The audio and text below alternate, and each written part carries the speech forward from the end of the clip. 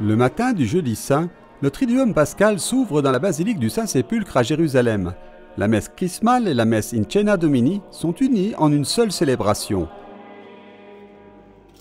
La messe a été présidée par sa béatitude Pier Battista Pizzaballa, patriarche de Jérusalem des Latins, avec les prêtres du diocèse, les religieux, les fidèles et les pèlerins.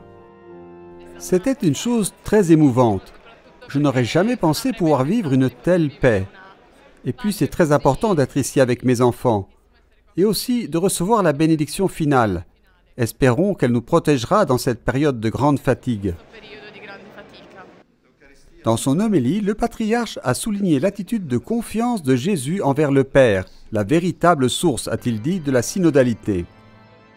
L'invitation à la synodalité est simplement l'invitation à être Église au temps de la dispersion, à ramener tout le monde, à marcher ensemble. C'est le jour où le patriarche s'adresse à son diocèse, prêtres, religieux et fidèles réunis pour cette célébration. À eux, sa béatitude Pizzaballa a délivré un message très précis. Le message est le suivant. Retournons à la communauté. Rentrons et restons à Jérusalem. Rentrons et restons dans l'Église.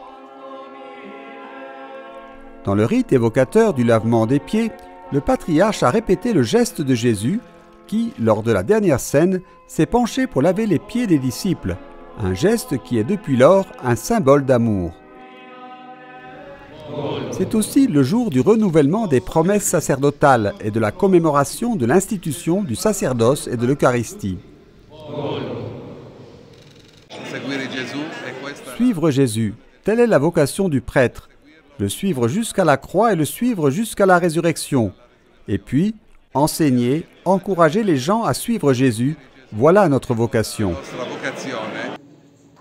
Enfin, le rite de bénédiction des saintes huiles, l'huile des catéchumènes, le crème et l'huile des malades.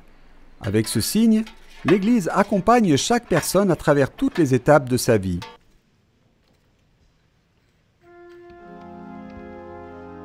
Selon la tradition, à la fin de la messe, le Saint-Sacrement a été porté en procession, 3 tours autour du sanctuaire du Saint-Sépulcre, le dernier comprenant la pierre d'onction. Puis il a été déposé dans le sépulcre.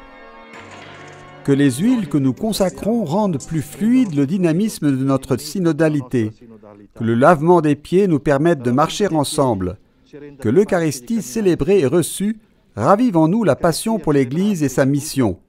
Et ainsi, de nos dispersions, nous serons ramenés à l'unité dans le Christ.